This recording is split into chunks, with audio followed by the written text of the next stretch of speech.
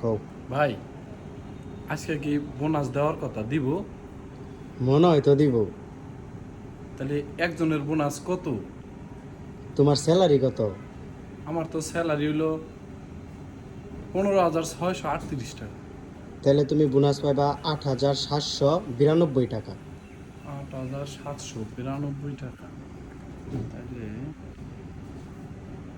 আজকে যদি আমার দুইজন সঙ্গী থাকতো তাহলে আমি কত পাইতাম? বুঝি নাই সঙ্গী মানে? বুঝো নাই? না। আর দুইটা বউ যদি থাকতো তাহলে হিসাব করো কত পাইতা। তাহলে আমি একটু হিসাব করে দিই। 8,792 গুণন 3 আমি সহ 26,376 টাকা। আমি তো রাজা হয়ে যেতাম না একবারে। তাহলে তোমার এখন অনুভূতিটা কি?